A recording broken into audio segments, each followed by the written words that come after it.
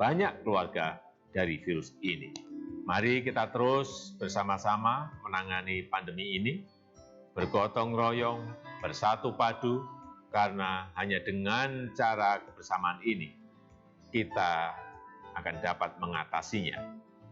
Dan tetaplah bersabar, optimis, tetap disiplin berada di rumah, jaga jarak dalam berhubungan, berinteraksi dengan orang lain, hindari kerumunan, rajin cuci tangan, pakailah masker saat keluar rumah. Ketika kedisiplinan kuat itu kita lakukan, insya Allah kita akan kembali pada situasi dan kondisi normal dan dapat bertemu dengan saudara, bertemu dengan teman, bertemu dengan kerabat dan tetangga dalam situasi yang normal. Tapi untuk saat ini, marilah kita tetap berada di rumah saja. Terima kasih. Wassalamualaikum warahmatullahi wabarakatuh.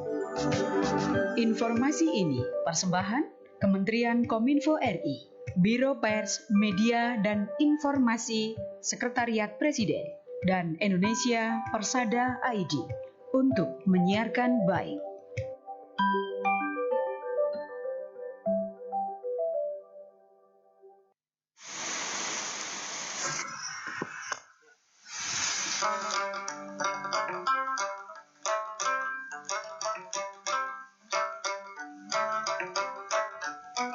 Assalamualaikum warahmatullahi wabarakatuh, saudara pendengar dimanapun Anda berada. 102,7 suara data gelombang informasi. Baik, pendengar, seperti yang sudah disampaikan oleh rekan saya, rekan Endang di pagi tadi, kita akan berbincang-bincang di Suara OPD ya. Tentunya dengan tema peran ibu dalam kemajuan bangsaku di bidang pendidikan dan anak.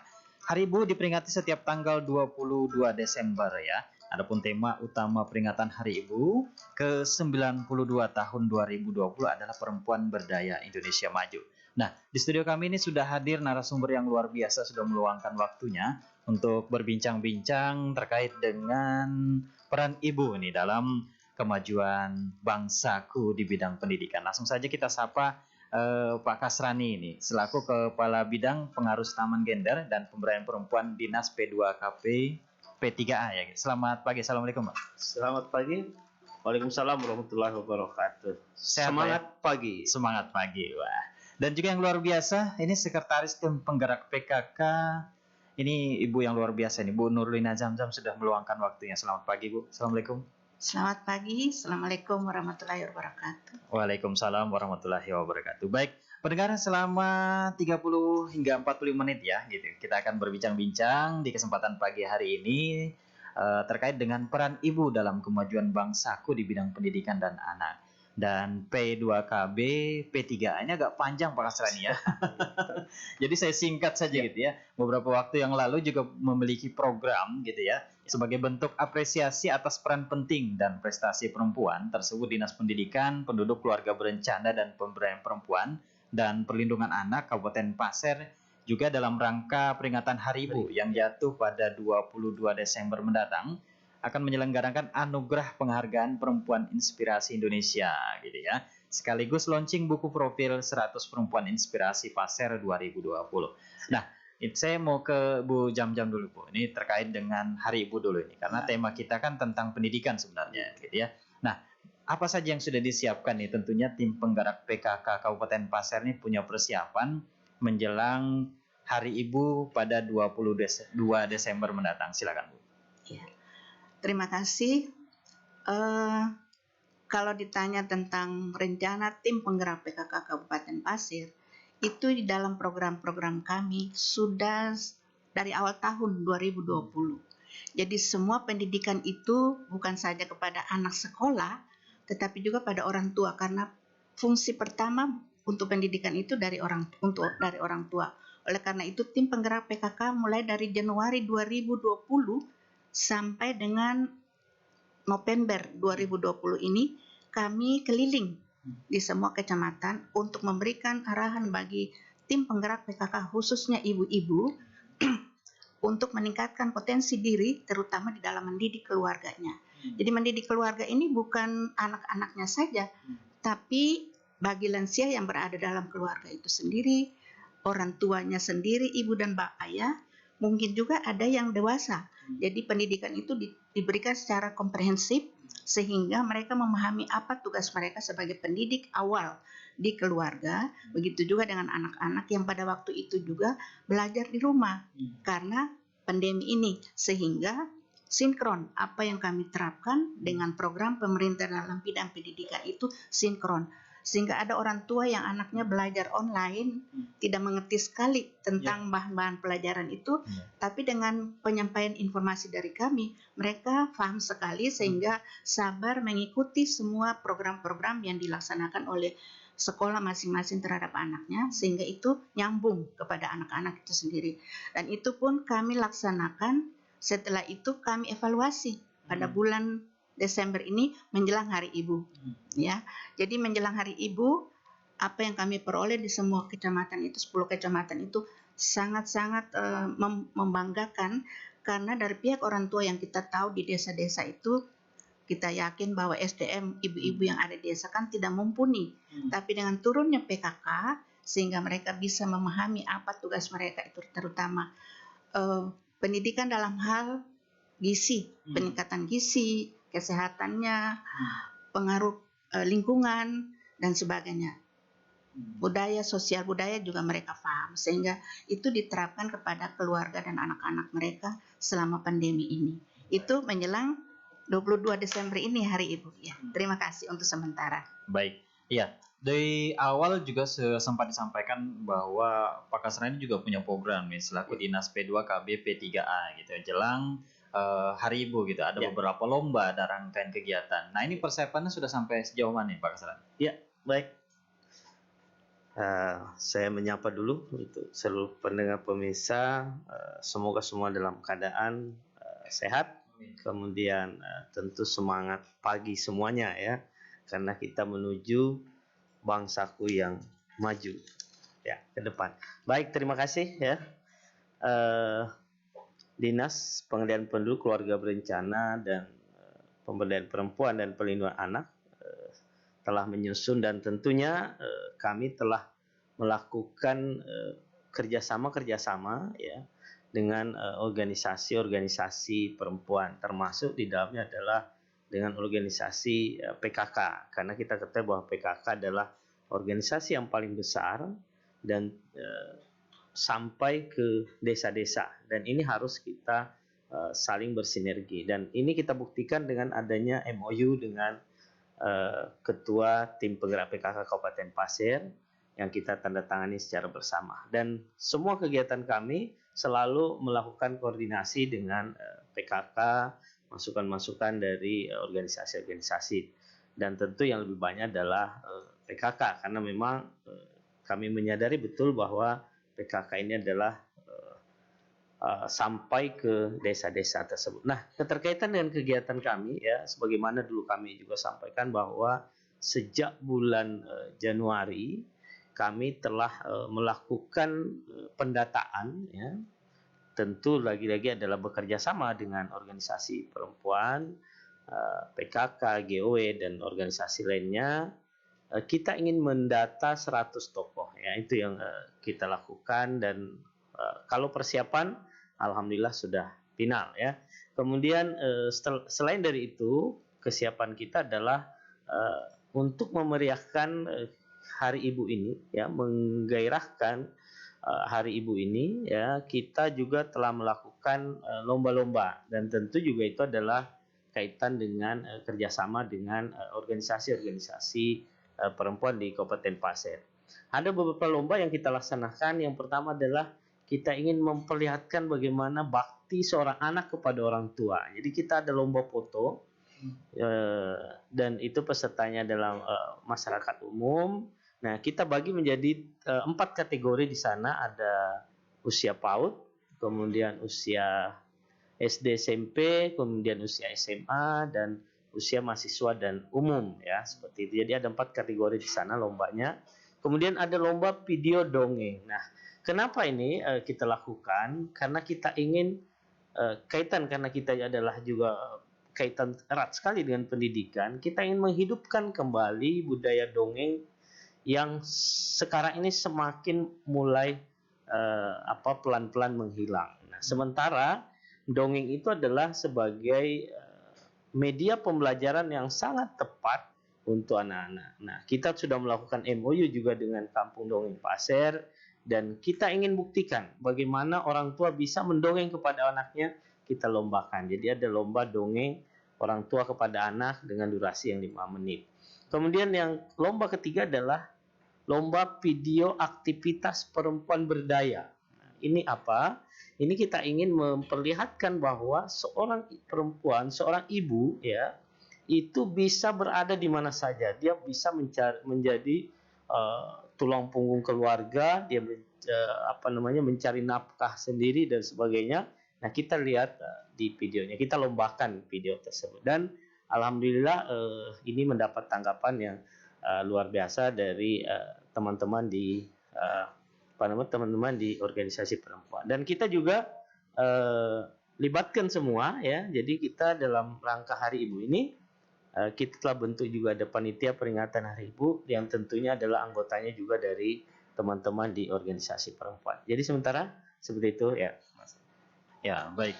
Ya, yang menarik terkait dengan pendidikan ini, Bu Jamjam, ya, dapat disampaikan tadi kegiatannya bahwa di 10 kecamatan begitu ya sudah masuk ke desa-desa. Nah, bisa cerita sedikit pengalamannya bahwa memang tidak mudah begitu ya, memberikan sosialisasi, memberikan edukasi, bahwa kita tahu tim penggerak PKK Kabupaten Pasir program sangat banyak ini. Salah satunya tadi adalah untuk memajukan pendidikan baik tentang gizi, sosial budaya. Nah, ini gimana cerita di lapangan? Silakan, Bu.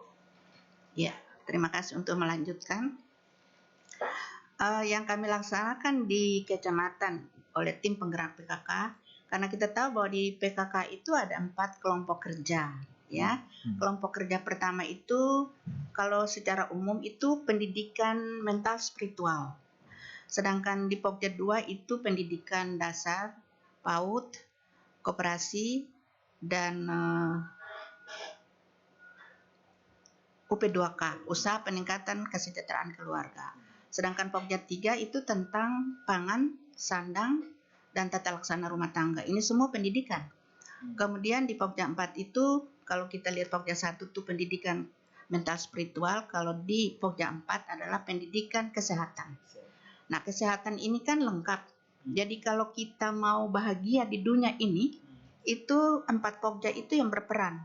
Berperan dalam arti kata, mau sehat, mental spiritual itu di Pokja 1. Pokja 4 untuk fisik dan lingkungan. Sedangkan mau kaya itu di Pokja 2 dan 3. Nah, semua ada di situ. Nah, untuk di Pokja 1 untuk pendidikan mental spiritual itu sudah diberikan arahan melalui majelis taklim, pengajian-pengajian, fardu kifayah, pendidikan anak dalam keluarga disertai cinta kasih sayang. Jadi memberikan edukasi kepada orang tua bagaimana mendidik anak-anak dalam tumbuh kembang mereka, supaya dalam tumbuh kembang mereka itu mereka juga memiliki cinta kasih sayang satu sama lain. Antara mereka dan saudara bersaudara, mereka dengan orang tua, dengan kakek nenek dan lingkungan. Itu di Pokja 1. Nah, kalau di Pokja 2 itu tadi pendidikan tentang bagaimana kita meningkatkan keterampilan kita yang kita miliki supaya dapat meningkatkan pendapatan keluarga dengan memanfaatkan lahan yang ada sehingga mereka memperoleh pendapatan untuk meningkatkan kesejahteraan dalam keluarga itu sendiri. Kemudian itu dilanjutkan dengan PAUD. Jadi terutama anak-anak pendidikan usia dini. Jadi kader-kader yang mempelajari tentang anak-anak itu diberikan bimbingan bagaimana menjadi guru yang baik di TK atau di PAUD itu. Sedangkan di Pokja 3 itu tentang kalau tata laksana rumah tangga itu bagaimana mengelola atau memanage rumah tangga itu sehingga dalam rumah tangga itu ada punya tugas-tugas tersendiri. Jadi si bapak seperti kita lihat di gender ini kan tidak ada perbedaan antara bapak dan ibu atau laki dan perempuan. Tapi semua punya tugas. Nah, itu kita berikan melalui pendidikan itu, tata laksana rumah tangga itu. Jadi memanage manusianya di dalam itu dengan tugas masing-masing sehingga mereka tahu tugasnya masing-masing sehingga tidak ada konflik di antara satu sama lain. Terutama anak-anak kan kalau biasanya adik dan kakak sering bertentangan atau terjadi konflik. Tapi dengan memberikan tugas yang teratur, maka bahagia betul rumah tangga itu. Nah, untuk Pokja 4 kita membuat atau memberikan pengarahan tentang bagaimana jadi kader kesehatan yang baik, terutama meningkatkan potensi keluarga rajin ke puskesmas. Jadi anak-anak itu harus dibawa ke puskesmas kapan saja, itu sudah diarahkan, terutama bagi ibu hamil, balita, dan yang berpenyakit. Apalagi terutama pandemi ini itu sudah diberikan. Jadi semua pendidikan kami berikan di PKK itu semua dari semua 10 program pokok PKK sekarang ini sudah dikembangkan menjadi 34 program. Semua itu terlaksana dan harus terlaksana selama 12 bulan itu, dengan terakhir diadakan evaluasi atau dikatakan sebagai MONEF atau simulasi, motivator, kemudian evaluasi dan pelaporan SMAP itu. Sehingga semua itu terkontrol, mulai terencana, terlaksana, evaluasi dan pelaporan. Dan akhir bulan ini kami akan sampaikan juga pelaporan itu ke provinsi sesuai dengan apa yang kami sampaikan kemarin. Barangkali itu saja dulu Ya. Baik, pendengar dimanapun Anda berada, Anda juga bisa berpartisipasi ya di bincang-bincang kita pagi hari ini dengan menghubungi kami di 0811 541 4772. Sekali lagi di 0811 541 4772 buat Anda yang mendengarkan siaran kita melalui siaran radio di 102,7 FM, dan Anda juga bisa mengomentari live streaming kita di via Facebook RPK Pasir ya, terkait dengan tema kita ini, peran ibu dalam kemajuan bangsaku di bidang pendidikan dan anak jelang Hari Ibu pada 22 Desember mendatang. Ya, Pak Kasrani tadi sempat disampaikan beberapa kegiatan dan lomba begitu ya. Nah, ini apakah sudah dimulai atau pada hari hanya baru dilaksanakan? Karena ada beberapa lomba tadi seperti foto, video dongeng, dan video aktivitas berdaya gitu ya? Ya. Dan lain-lain begitu ya? Ya, untuk pelaksanaan ini sudah berjalan. Jadi kalau untuk 100 tokoh perempuan ini bahkan sudah mulai dari awal tahun kita sudah start, dan ini nanti tinggal tanggal 22 di hari peringatan itu, kemudian di apel kan akan kita laksanakan apel peringatan Hari Ibu ini, nanti kita akan sampaikan ya 100 tokoh perempuan inspiratif Pasir. Kemudian untuk lomba-lomba ini besok akan berakhir, dan ternyata antusias peserta sangat besar sekali dengan banyaknya masuk foto-foto kemudian video. Nah, ini juga membuktikan bahwa masyarakat kita sangat peduli dengan Hari Ibu ini ya, karena memang yang kita inginkan adalah bagaimana kita bisa berkolaborasi dengan semuanya sehingga Hari Ibu itu bukan hanya sebagai peringatan biasa-biasa saja, tapi ada sesuatu nilai yang sangat yang mulia bisa kita munculkan di sana. Karena kita ingin kembalikan rohnya bahwa bangsa ini mau maju, bangun dulu perempuan, bangun dulu dari ibunya. Apa yang disampaikan dari Ibu Sekretaris tadi, bahwa memang kuncinya itu adalah dalam rumah tangga. Yang memegang kunci dalam rumah tangga itu siapa? Itu adalah ibu.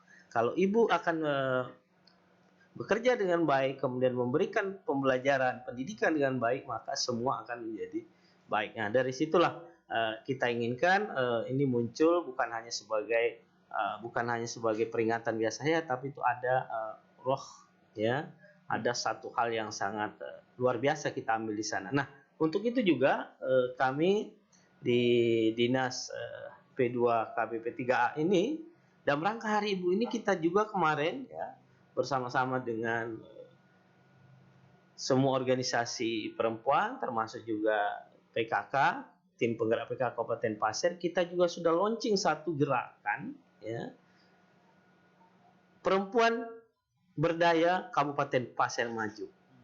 Kalau itu temanya tema nasional ya, Perempuan Berdaya Indonesia Maju, kita bukan hanya tema, tapi kita jadikan satu gerakan penyemangat kepada kita semua, dan itu sudah ditandatangani kemarin oleh Bapak yang mewakili Pak Bupati, dan kita akan launching, kita akan tanda tangani bersama komitmen ini nanti pada hari H di tanggal 22 Desember 2020 itu setelah pelaksanaan apel kita akan tanda tangani bersama komitmen bersama mewujudkan gerakan perempuan berdaya Kabupaten Pasir Maju. Kita yakin itu kalau perempuan Kabupaten Pasir berdaya, yakinlah bahwa insya Allah daerah kita juga akan maju ke depannya. Ya, ini yang luar biasa jika dipadukan antara tim penggerak PKK. Sebenarnya GW kita undang juga Pak ya, tapi tidak bisa hadir hari ini ya, berhalangan begitu ya.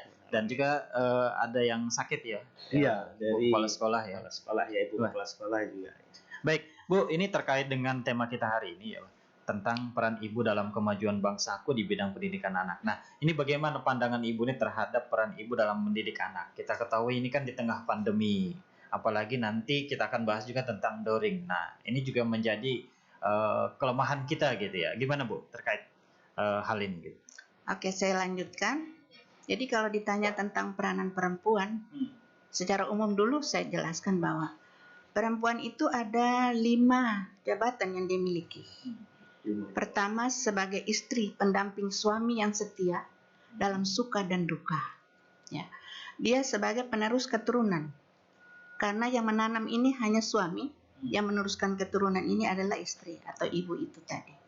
Dia sebagai pengelola rumah tangga. Jadi pengelola rumah tangga memang selalu, oleh karena itu kadang-kadang dikatakan bahwa pendidikan anak itu mutlak ibu, tapi tidak sekarang ini tidak ibu. Kita melaksanakan gender itu harus bapak dan ibu, tapi harus bekerja sama karena anak itu adalah hasil gotong royong antara berdua.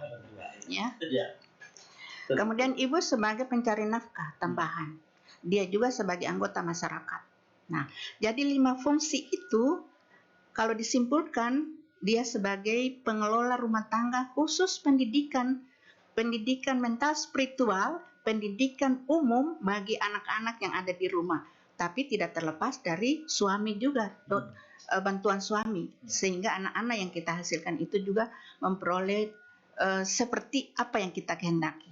Nah, untuk itu terutama kita di dalam pandemi ini banyak sekali, dan ini kurang lebih sudah 8 bulan menjelang 10 bulan ya menjalani keadaan seperti ini, dan sistem pendidikan yang dilaksanakan selama 8 bulan ini kan di rumah, sehingga ibu yang tadinya memiliki 5 peran itu, ini sekarang ini prosentasi pembinaannya khusus pendidikan.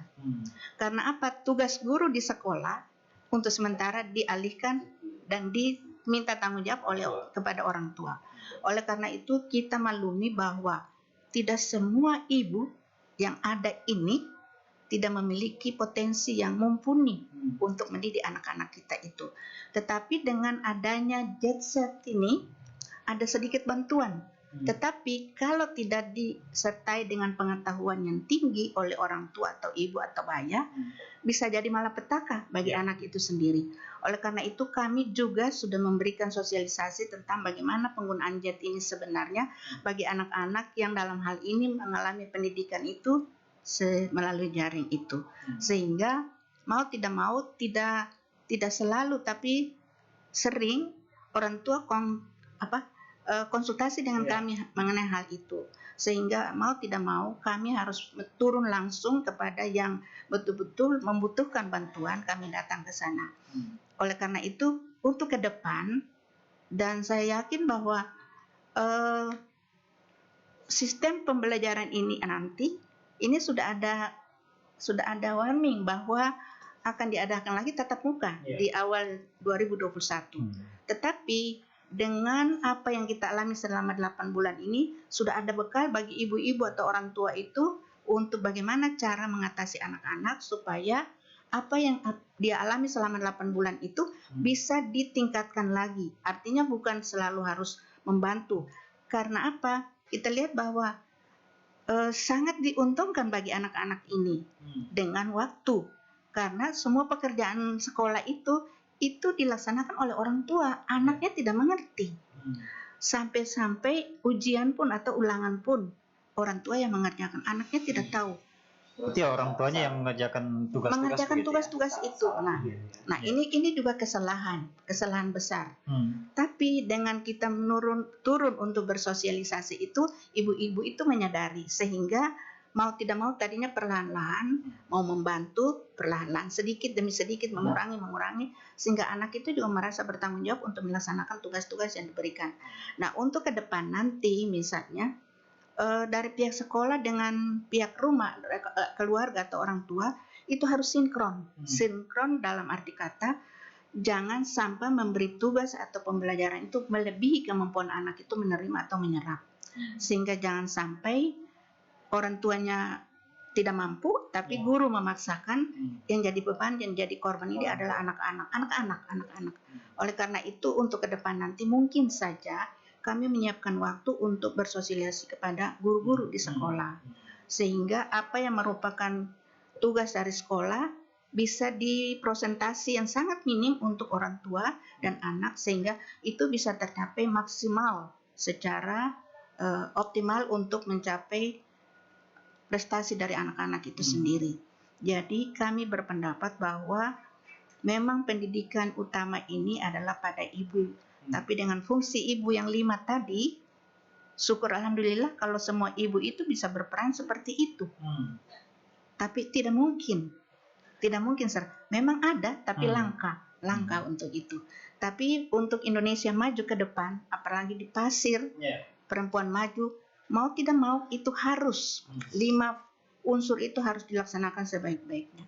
Kita lihat sekarang kadang-kadang konflik dengan suami karena kekurangan finansial dalam rumah tangga, terjadi atau konflik. Nah, terjadi konflik itu juga mempengaruhi kepada anak-anak yang tadinya berpikir untuk mau sekolah, untuk mau belajar dan baik, tapi melihat kondisi orang tua seperti itu malas, tidak ada semangat untuk mempelajari.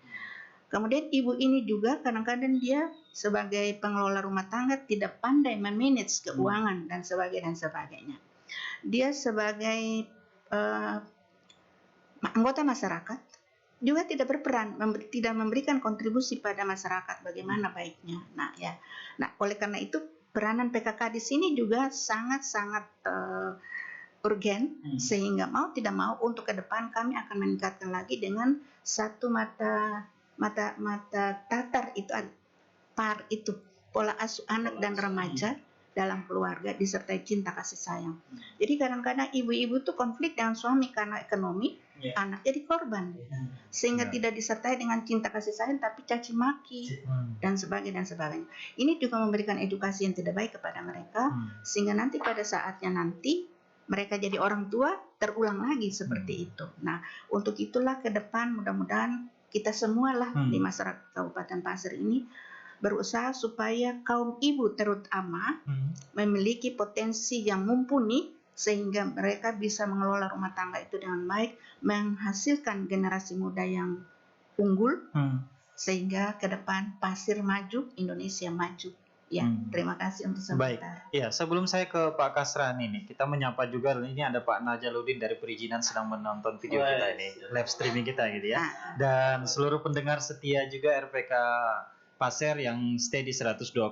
Anda juga bisa melayangkan pertanyaan atau masukan buat kita juga terkait dengan peran ibu dalam kemajuan bangsaku di bidang pendidikan anak melalui line telepon di 0811 5414772, dan buat Anda yang sedang menyaksikan live streaming di via Facebook RPK Pasir dan juga di rumah begitu ya, lagi mendengarkan kita di 102,7. Tadi mulai menarik ini Pak Kasran terkait yang disampaikan oleh Bu Jam-Jam.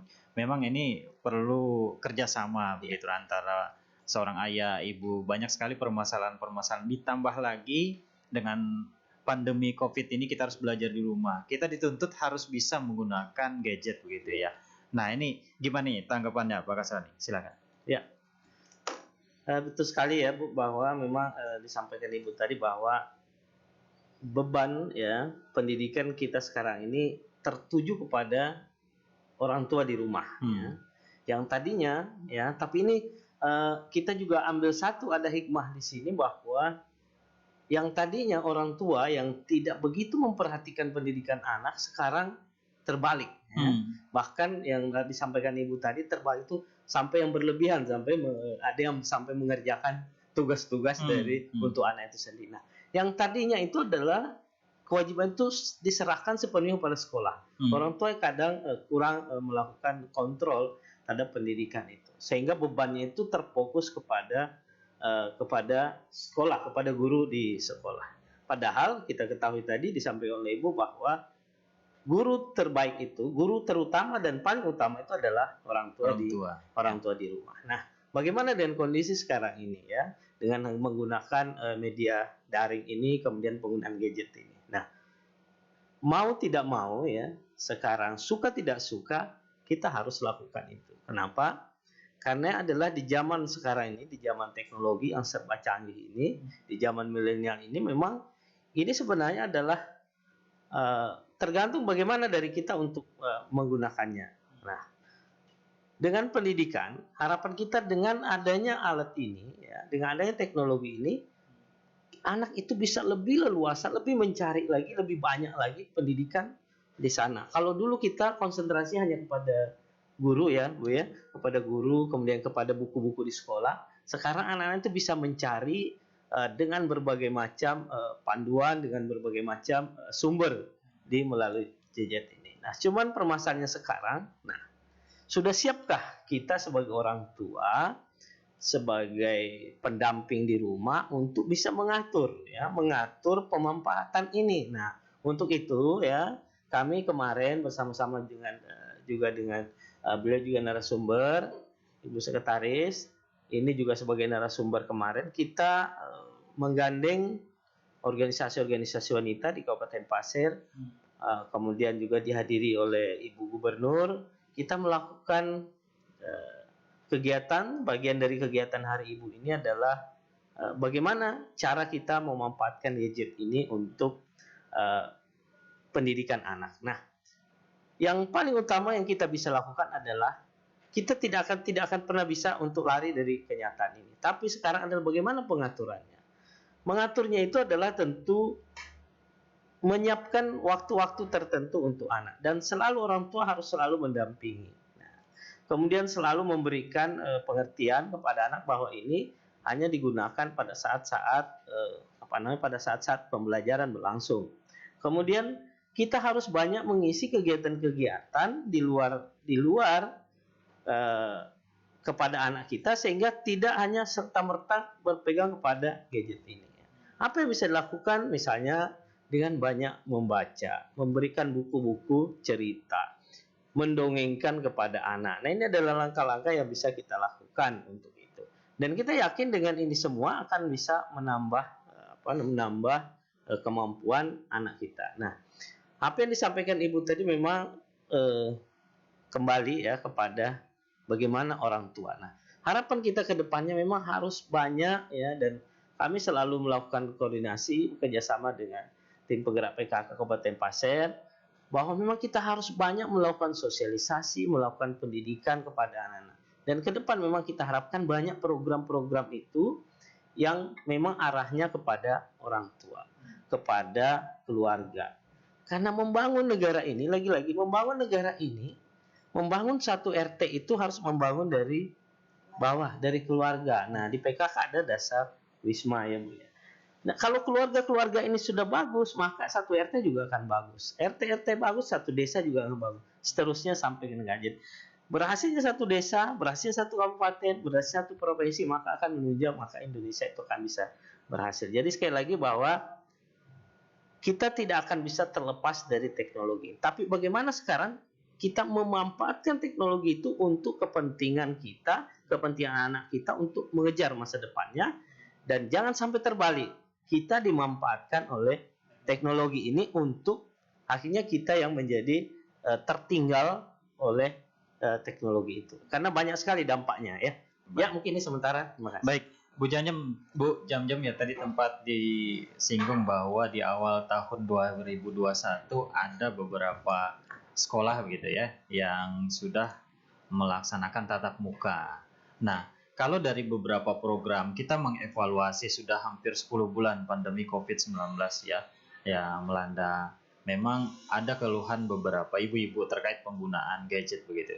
Nah, ini gimana pandangan Ibu? Apakah kita memang harus menyertakan anak kita sekolah dengan protokol kesehatan atau seperti apa? Atau dilanjutkan saja ini mungkin pembelajaran di rumah? Nah, ini gimana pandangannya Bu? Oke. Kalau rencana pembelajaran tatap muka ini kebijakan dari Kementerian Pendidikan dan Kebudayaan Nasional. Namun dalam hal ini saran kami, dan saya yakin juga itu di kementerian juga sudah ada rencana seperti itu. Anak yang akan atau sekolah yang akan melaksanakan pembelajaran tatap muka ini tidak serta-merta otomatis seluruhnya, tapi dipanggil dululah orang tua, rapat bersama, minta kesepakatan. Kalau memang setuju, buatlah pernyataan setuju. Kalau tidak, buat pernyataan tidak setuju. Sehingga mungkin nanti terjadi sesuatu. Karena ini memang kita tetap melaksanakan, kita tidak tahu kapan selesainya corona ini. Sehingga kalau tatap muka, padahal 8 bulan kita sudah terbiasa dengan tatap muka dengan 3M ini, sudah 3M. Nah, untuk itu barangkali mungkin nanti dalam pernyataan atau pertemuan dengan orang tua murid itu mungkin ada saran lain, tapi bagi saya kan kita sarankan itu bahwa buatlah pernyataan itu, kalau setuju terjadi sesuatu di belakang hari, jangan pihak sekolah yang dituntut, tapi kita bersama orang tua juga. Dan orang tua itu pun kalau membuat pernyataan kita juga tinjau, jangan serta-merta buat aja pernyataan, tapi di belakang hari pihak sekolah yang disalahkan lagi. Nah, sehingga itu dari pihak sekolah, dan saya kira di Kabupaten Pasir belum ada yang tatap muka, masih tetap jaringnya online. Cuma kalau saya baca di YouTube dan di siaran-siaran lain itu sudah uji coba. Di Bandung sudah uji coba, di Jakarta juga sudah uji coba. Tapi uji coba ini sampai dengan akhir Desember. Bagaimana presentasinya, baik atau tidak, tindak lanjutnya untuk ke Januari di semester 2 atau semester genap tahun pelajaran 2020-2021. Nah, untuk itu baik orang tua ataupun pihak sekolah itu harus sinkron di dalam pelaksanaannya itu dengan hasil pertemuan itu. Kalau memang kesepakatan 50% silakan, tapi jangan ada eksesnya di belakang hari sehingga terjadi konflik, korban lagi anak-anak itu. Itu saja barangkali. Baik, artinya kita juga perlu persiapan kalau tuh mungkin anak-anak kita atau adik-adik kita yang bersekolah kan, dengan protokol kesehatan juga perlu pengawasan gitu ya. Artinya jangan sampai sekolah yang menjadi sasaran bahwa kenapa seperti ini gitu ya. Ya, Pak Kasrani silakan, mungkin ada yang ditambahkan. Ya, saya sedikit menambahkan dari Ibu bahwa memang di dalam peraturan menteri pun disampaikan memang adalah itu diserahkan sepenuhnya kepada orang tua ya Bu ya. Artinya bagaimana kesiapan orang tua untuk bersedia atau tidak, dan kemudian kesiapan dari sekolah itu sendiri karena ini akan menggunakan protokol kesehatan yang sangat ketat. Tapi kalau kita berbicara memang secara ini, kita tidak tahu ini kapan ini berakhir.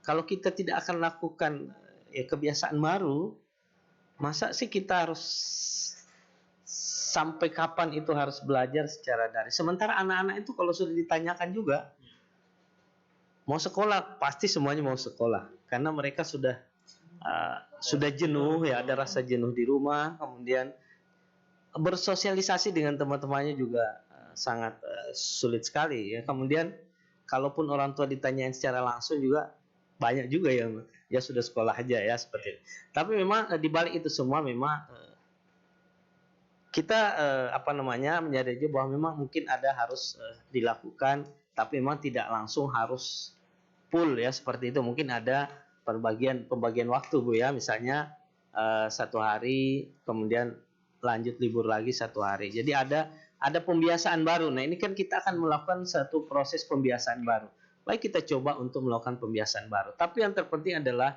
bagaimana protokol kesehatan itu tetap harus dilaksanakan. Kemudian lagi-lagi bahwa komitmen antara orang tua yang sudah terbangun sekarang ini sangat baik dengan sekolah. Ini yang harus dijaga. Jadi saya kembali ke sana bahwa komitmen yang baik sekarang ini antara orang tua dengan pihak sekolah ini harus dijaga. Jangan sampai nanti kembali lagi bahwa orang tua sudah cuek lagi dengan pendidikan anaknya. Nah, kita ketahui sekarang bahwa banyak keluhan juga dari pihak guru, katanya nilai bagus ya, terlalu bagus ya Bu ya, terlalu bagus ya. saya sampaikan bahwa itu adalah hal yang luar biasa, karena anak-anak ini betul-betul didampingi oleh orang tuanya. Lain halnya lagi kalau misalnya ngerjakan itu beda lagi ceritanya. Tapi paling tidak dasarnya adalah anak sudah berusaha untuk mandiri, untuk bisa belajar dengan sendiri dengan dampingan orang tua. Nah, ini yang kita harapkan ke depannya bisa dilakukan. Karena memang kenapa kami juga concern ke pendidikan, ya, karena di bagian gender itu juga bagian terpenting adalah pendidikan, ya Bu ya. Jadi gender itu adalah di sana juga adalah pendidikan. Kemudian ada anak juga di sana, ada orang tua, ada bapak dan ibu di sana. Kemudian nah, inilah yang kita harapkan ke depannya. Memulai semua ini harus dilakukan dari yang terkecil. Kenapa kata dari terkecil adalah mulai dari anak. Kalau ini sudah terbiasa menggunakan konsep gender, menggunakan konsep pendidikan yang baik, maka kedepannya itu sudah tidak akan diragukan lah. Ya, kita ibaratkan bahwa kita menulis di atas batu itu kan mudah saja ya, walaupun kerasnya seperti apa pasti ada bekasnya. Tapi kalau kita sudah menulis di atas air sampai kapanpun tidak akan ada bekasnya. Tapi kita mulai dari awal. Kenapa kami concern melakukan kerjasama dengan Dinas Pendidikan, dengan OPD-OPD lain, termasuk dengan Kampung Dongeng, dengan organisasi-organisasi lain, yaitu bahwa pekerjaan ini bukan pekerjaan harus dilakukan OPD. Kenapa OPD? Kita harus melibatkan semua ini masyarakat. Jadi semuanya ini harus berpegang tangan, bersinergi untuk melakukan ini. Kabupaten Pasir ini adalah daerah yang sangat luas sekali, ya Bu ya. 139 desa, kemudian 5 kelurahan, ya 10 kecamatan dengan luasnya adalah 11.000 lebih kilometer persegi, luar biasa. Itu tidak akan mampu dilakukan oleh satu organisasi, kemudian oleh satu OPD. Mari kita bersama-sama sekarang membangun satu sinergi yang besar untuk tujuan kita bersama mewujudkan tadi, ya, karena kami adalah bidang pemberdayaan perempuan, tentu adalah yang kita inginkan adalah bagaimana kedudukan laki-laki dan perempuan gender itu bisa saling melengkapi, tidak ada saling bermasalah di lapangan. Mungkin terima kasih. Baik, kalau kita juga melihat bahwa pendidikan anak ini kan sangat penting Pak Asrani ya. Namun yang tidak kalah penting juga mengedukasi orang tua terhadap memberikan perhatian kepada anak-anak gitu di rumah. Kayaknya Bu Jam-Jam Anda sudah tidak sabar nih mau menyampaikan sesuatu. Silakan. Iya. Jadi itulah saya katakan tadi, di 2021 ini nanti kami fokuskan dan tingkatkan pemahaman kepada orang tua melalui PAR itu tadi. Pola asuh anak dan remaja disertai cinta kasih sayang dalam keluarga. Kita tahu bahwa pendidikan anak ini, pendidikan terutama di rumah, bagi di rumah, orang tua harus mengetahui bagaimana mendidik anak-anak itu di rumah. Ada 3 tahap umur. 7 tahun pertama anak-anak itu dijadikan raja dan ratu. Apa saja maunya, karena tumbuh kembangkan karakternya, fisiknya, kita manjakan segala-galanya. Tapi dimanjakan juga sesuai dengan kemampuan orang tua itu sendiri. Nah, 7 tahun kedua ini sudah mulai berubah karena tumbuh kembang fisiknya sudah mempunyai logika. Dia sudah mulai belajar berpikir seperti orang dewasa. Kemudian dia juga sudah memiliki hormonal yang menjurus ke seksual. Kemudian dia memiliki emosional. Nah, 3 faktor ini pada umur 7 tahun kedua, ini yang sangat-sangat diharapkan dari orang tua, bagaimana sikap orang tua dalam mendidik anak-anak yang pada fase kedua dan ketiga itu nanti. Nah, pada fase kedua dan ketiga ini, orang tua harus tahu bagaimana dia, karena dia sudah memiliki logika, bagaimana orang tua, jangan sampai pada masa-masa itu biasanya orang tua emosi, orang tua kasar dan sebagainya sehingga anak kadang-kadang lari dari rumah, tempat curhat di luar, mencari pelarian, mencari hal-hal yang tidak diinginkan oleh keluarga. Nah, penyalahgunaan hormonal tadi sehingga terjadilah kadang-kadang kita dengar sendiri ada hamil di luar nikah misalnya. Pada umur di bawah umur, pada kehamilan di bawah umur dan sebagainya. Ini kesalahan dari kita. Karena apa? Tidak diberikan pendidikan yang layak di rumah. Bagaimana pendidikannya? orang tua melakukan anak itu sebagai sahabat, sebagai teman yang apa saja. Bagaimana caranya? Apa saja kegiatannya, seperti tadi yang dari awal saya katakan, di rumah itu masing-masing punya tugas. Bapak tugasnya apa, ibu tugasnya apa, anak-anak tugasnya apa.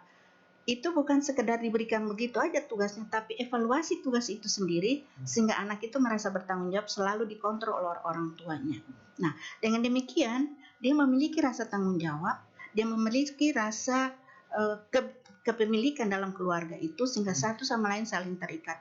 Dengan demikian ada komunikasi antara mereka, orang tua dan anak, adik dan kakak dan sebagainya. Begitu juga kalau anak itu keluar, dia ikut pendidikan di sekolah. Dibiasakanlah, kalau kita diagamakan sholat berjamaah. Selama sholat berjamaah itu, setelah sholat, bukan begitu sholat lalu berdiri lempar saja sajadah dan itu, tapi ada penyampaian masukan-masukan mental spiritual atau nasihat-nasihat yang bermakna bagi mereka, baik dari segi agama maupun dalam segi umum pendidikan dan sebagainya. Nah, itu kemudian kita lihat sendiri, kalau seandainya mereka itu sudah komunikasi dengan orang tuanya sudah renggang atau sudah clash, pasti dia mencari hubungan keluar, mencari komunikasi keluar, tempat curhat keluar. Nah, disitulah sering sekali terjadi malapetaka bagi mereka. Terutama kalau curhatnya sesama teman yang seumur, yang juga tidak dewasa untuk berpikir. Apalagi teman yang orang tuanya tidak sama dengan orang tua anak ini. Nah, ini seringkali terjadi konflik sehingga sudah terlanjur baru menyesal. Tapi supaya tidak menyesal, itulah fungsi kita sebagai PKK sendiri. Selalu kami turun ke lapangan itu memberikan gambaran kepada mereka bagaimana melaksanakan PAR itu sebaik-baiknya. Jadi kalau memarahin anak, jangan dimarahi. Anak berbuat salah, jangan dimarahi. Tapi dibelai-belai, malah disayang. Mungkin ada yang, kok anak nakal, kok malah disayang? Tidak. Tapi justru disayang itulah anak itu tersentuh batinnya, sehingga berubahlah sikapnya dan sebagainya. Jadi disertai dengan cinta kasih sayang ini mendidik batinnya untuk memiliki rasa kasih sayang terhadap siapapun, saudara-saudara, orang tua dan sebagainya. Nah, tidak disertai juga dengan kata-kata kasar. Muka dan mimik juga harus ditunjukkan.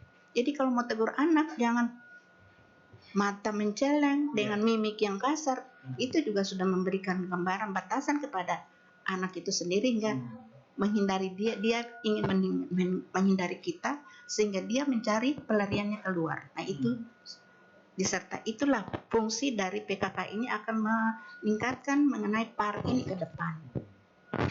Ini luar biasa sekali ya. Artinya memang hal-hal seperti ini menjadi tantangan PKK juga gitu ya, untuk memberikan edukasi terhadap masyarakat, cara mendidik anak gitu juga. Ya, Pak Kasrani, tidak terasa kita sudah hampir 1 jam ini berbincang-bincang. Pertanyaan saya masih banyak sebenarnya. Ya, mungkin terkait program saja, mungkin dari P2KB, P3A ini tentang edukasi terhadap pendidikan, baik pemberdayaan perempuan dan juga terkait pendidikan anak begitu. Apalagi di tengah pandemi COVID ini kita tidak bisa harus mengawasi betul anak-anak ini gitu. Ya, silakan. Baik, terima kasih. Kami di dinas ini telah, ya alhamdulillah, dengan dukungan dari teman-teman semuanya ya, dukungan terbesar tentu adalah dari masukan-masukan dari organisasi-organisasi wanita, kemudian organisasi-organisasi lainnya. Jadi beberapa program yang telah kami susun dan insya Allah ini akan kita lakukan nanti di 2021. Akan kita inovasi ada 7 inovasi yang kita sudah siapkan, tapi saya tidak buka semuanya di sini. Yang saya buka ada 2. Yang pertama itu adalah untuk meningkatkan pendidikan ini, kami langkahnya adalah melakukan kerjasama dengan stakeholder terkait dengan pendidikan, yaitu Dinas Pendidikan, Pendidikan dan Kebudayaan, kemudian seluruh organisasi mitranya, ada MKKS, ada K3S, kemudian ada Himpodi, GTKI, ya semua itu kita lakukan, TKI, semua kita lakukan yang ada kaitannya dengan pendidikan, kita lakukan MOU, lakukan kerjasama. Karena kami akan masuk di sana melalui gerakan kami, inovasi kami itu yang namanya Gemar Udang. Gemar Udang ini adalah gerakan menanamkan konsep gender ya, dan pemberdayaan perempuan kepada anak itu sejak dini melalui dongeng. Nah, ini namanya Gemar Udang. Nah, kami juga melakukan kerjasama dengan Kampung Dongeng. Nah, ini kita akan masuk nanti ke lingkungan-lingkungan sekolah, tentu dengan persetujuan dari Dinas Pendidikan dan Kebudayaan, karena kita sudah punya MOU, untuk melakukan sosialisasi. Karena memang kita ini harus banyak melakukan bila apa disampaikan oleh Ibu tadi, bahwa harus melakukan sosialisasi, kemudian penyampaian seperti itu. Nah, kemudian yang kedua, bagaimana dengan umum, dengan lingkungan umum ya. Kami mempersiapkan satu program namanya Selera Manja. Selera Manja ini adalah sekolah perempuan menuju mandiri dan sejahtera. Kita akan lakukan nanti di tiap desa itu, akan ada namanya sekolah perempuan melatih ibu-ibu di sana, seorang perempuan, dan dengan berbagai teknis. Nah, tentu akan kami nanti akan bekerja sama dengan PKK, kemudian organisasi lain. Di situ nanti ada pendidikan tentang kesehatannya, tentang moral, tentang anak, kemudian tentang bagaimana gizi dan sebagainya. Semua ada di sana. Kita mungkin lakukan misalnya pertemuan 3 atau 4 hari. Kemudian nanti kita akan punya kader. Nah, kader inilah nanti akan memberikan informasi ke yang lain, dan kita rencanakan ini nanti setelah terkumpul kita akan wisuda. Nah, kita akan wisuda di kabupaten seluruh kader-kader yang masuk sekolah perempuan ini. Nah, inilah harapan kita nanti menjadi corong kita di masa untuk membantu ya teman-teman di lapangan. Nah, tentu kita di sini sangat dengan PKK kita juga sudah MOU, jadi nanti akan sama-sama ya. Karena tujuannya sama sebenarnya. Jadi tujuan kita sama, tapi saling menguatkan, saling melengkapi ya. Di PKK tidak kami bisa melakukan ini ya. Di PKK mungkin misalnya pada saat itu narasumber tidak, mungkin kami bisa mengusahakan seperti itu. Nah, ini ada beberapa program ke depan yang kita inginkan. Nah, concern kami memang adalah bagaimana pengusahaan gender itu, peran perempuan dan laki-laki itu bisa saling melengkapi, kemudian anak diperhatikan, tidak ada lagi namanya permasalahan terhadap perempuan dan anak ya Bu ya. Tidak ada lagi yang bagaimana anak ada tindakan kekerasan terhadap rumah tangga seorang ibu dan anak, itu tidak ada lagi. Itu ke depan yang kita inginkan. Dan tentunya ya tentu ini kami juga akan memohon dukungan, meminta dukungan kepada semuanya, baik itu stakeholder ya terkait ya, untuk bisa sama-sama melakukan ini. Karena ini tidak mungkin kalau kami hanya Dinas DP2 KBP 3A dengan PKK yang melakukan berdua, jelas tidak mungkin. Karena ada instansi atau PD-PD lain yang berkesinambungan di sana. Nah, ini yang kita ajak, mari kita sama-sama untuk melakukan ini. Jadi kami yakin dan percaya bahwa program-program ke depan ini ya, selama ini kita laksanakan dengan baik, kemudian kita bekerja sama dengan baik, maka insya Allah tujuan utama kita tadi menjadikan perempuan berdaya Kabupaten Pasir Maju itu bisa tercapai dengan baik. Terima kasih. Baik, mungkin langsung closing statement Pak Kasrani terkait dengan himbauan kepada orang tua terhadap pendidikan dan anak, dan juga yang tidak kalah pentingnya satu kalimat untuk Hari Ibu mungkin bisa disampaikan. Silakan. Baik, terima kasih. Terkaitan dengan pentingnya pendidikan anak ya, kami menyampaikan kepada semuanya bahwa anak itu adalah titipan yang Maha Kuasa kepada kita. Menjadikan warnanya anak ini mau putih dan merah dan sebagainya itu adalah tergantung kepada orang tuanya. Peran utama adalah orang tua. Guru terbaik itu adalah terutama dan utama itu adalah orang tua. Sekolah itu hanya melengkapi, guru hanya melengkapi, orang tua lah yang punya peran di sana.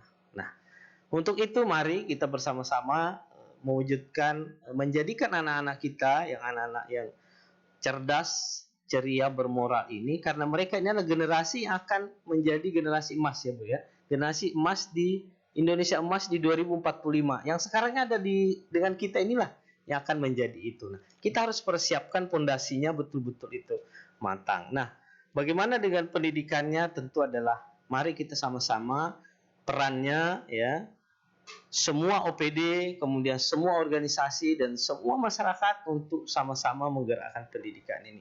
Karena apa? Pendidikan itu adalah terutama dan paling utama. Untuk membangun suatu negara bangsa maju ini, mulailah dari pendidikannya. Memulai pendidikan dari mana? Mulai dari keluarganya. Nah, untuk itu kami yakin bahwa insya Allah Kabupaten Pasir ini akan maju terus ke depannya dan sukses ke depannya untuk menjadikan negara yang maju ini. Kemudian bagaimana peran kami? Tentu adalah peran kami adalah bagaimana membantu ya masyarakat, memfasilitasi bekerja sama dengan organisasi-organisasi perempuan untuk mewujudkan program-program yang ada, dan harapan kami ya, mari kita perbanyak program-program yang menyentuh langsung kepada masyarakat, yang menyentuh langsung kepada keluarga, menyentuh langsung kepada ibu di dalam keluarga itu. Dan untuk Hari Ibu, tidak ada manusia di dunia ini yang tidak dilahirkan oleh seorang ibu. Untuk itu maka berbaktilah kepada orang tua, kepada ibu, kepada bapak, karena surga ada di bawah telapak kaki ibu. Selamat Hari Ibu, perempuan berjaya, Pasir maju dan Indonesia maju. Baik, terima kasih. Semoga inovasinya nanti dapat berjalan ya. Tadi ada bocoran 2 begitu ya. Baik, saya langsung ke Bu Jam-Jam, Bu. Silakan Bu. Sebelum closing mungkin tadi ada program di 2021 PART begitu Bu ya. PART. Ya, nah ini juga semoga bisa nanti berjalan dengan baik dan bisa menyampaikan himbauan juga mungkin kepada seluruh orang tua terhadap pentingnya pendidikan anak. Dan terakhir satu kalimat untuk Hari Ibu. Silakan. Ya, makasih. Terakhir ini. Ya. Kami dari tim penggerak PKK Kabupaten Pasir yang dalam hal ini bekerja sama dengan panitia pelaksana Hari Ibu yang ke-92 tahun 2020 menyampaikan bahwa tahun 2021 akan kita tingkatkan lagi dengan satu pola pendidikan terutama dalam keluarga, yaitu pola asuh anak dan remaja dalam keluarga disertai dengan cinta kasih sayang. Karena dengan cinta kasih sayang, semua faktor di dalam keluarga itu akan teratasi dengan sempurna dan sesuai dengan amanah Allah Subhanahu wa Ta'ala kepada kita semua, bahwa anak-anak adalah amanah Allah yang mana kita harus menjalani dan melaksanakan bimbingan kepada mereka sehingga mereka memperoleh masa depan yang gemilang atas ridho Allah Subhanahu wa Ta'ala. Oleh karena itu, kepada para orang tua, terutama ibu, yang tadi dikatakan memang bahasa atau peripata ini sudah lazim kita hafal, bahwa semua itu, bagaimana anak itu, semua itu dari ibu, karena ibu memiliki telapak kaki yang menguntungkan bagi anak-anak itu. Surga ada di bawah telapak kaki ibu. Barangkali itu kasar saja dikatakan. Kalau ditanya sama anak-anak, mana kan surganya? Ibu menjawab bahwa surga yang ada di bawah telapak kakiku, di mana aku berjalan mencari hidup untuk membesarkan anak-anakku. Di kebun, di guru, di kedai, di kantor, itulah langkahku mencari nafkah untuk tambahan mendidik anak-anakku dan membesarkan anak-anakku. Itulah surga yang akan kuberikan pada anak-anakku. Oleh karena itu, pada kesempatan hari ulang tahun Hari Ibu yang ke-92 ini, semua ibu bertekad untuk melaksanakan tugas dan fungsinya sebaik-baiknya sebagai istri bagi suami dalam suka dan duka, sehingga tidak ada terjadi konflik. Karena dengan konflik itu akan menjadi korban bagi anak-anaknya. Ibu sebagai penerus keturunan, anak-anak yang dihasilkan adalah amanah Allah, yang mana ibu harus giat dan ikhlas membesarkan, memelihara anak-anak itu sehingga mereka bisa dihasilkan atas ridho Allah Subhanahu wa Ta'ala. Ibu sebagai pengelola keluarga, ibu harus memanage keluarga itu sebaik-baiknya dengan semua tugas dan fungsi masing-masing sehingga terhindar dari semua konflik yang terjadi. Ibu sebagai anggota masyarakat harus mengakui lingkungan yang kita hadapi, bagaimanapun lingkungan itu, bagaimanapun kita di rumah, harus tercermin untuk lingkungan itu, sehingga anak-anak kita terdidik juga dengan lingkungan itu sendiri, apakah lingkungan hidup, lingkungan keluarga, lingkungan sosial budaya, dan sebagainya. Ibu sebagai pencari nafkah tambahan, itu juga. Jadi 5 faktor tadi ada di bawah telapak kaki ibu. Oleh karena itu, kalau ada yang bertanya dari anak-anak, di mana surganya ibu? Ibu tunjukkan 5 fungsi ibu sebagai pengelola, pendamping suami, pencari nafkah, anggota masyarakat, sehingga pada saatnya nanti anak-anak yang kita hasilkan dari usaha kita tadi dengan 5 faktor itu akan menjadi generasi ke depan, generasi yang gilang gemilang akibat dari asuhan dari ibu yang membawa mereka kepada hal-hal yang baik. Untuk itulah kepada ibu-ibu kami mohon dengan sangat,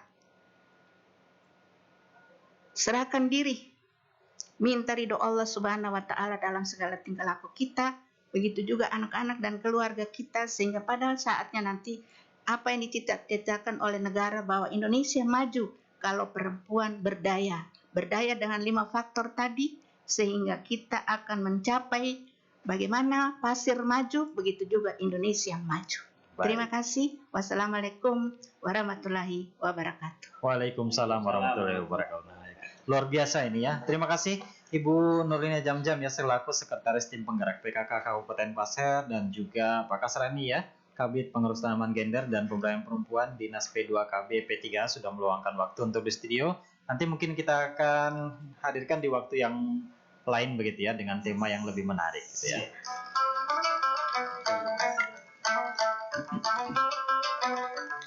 Yang kita yang luar biasa hari ini terkait dengan peran ibu dalam kemajuan bangsaku di bidang pendidikan dan anak ya.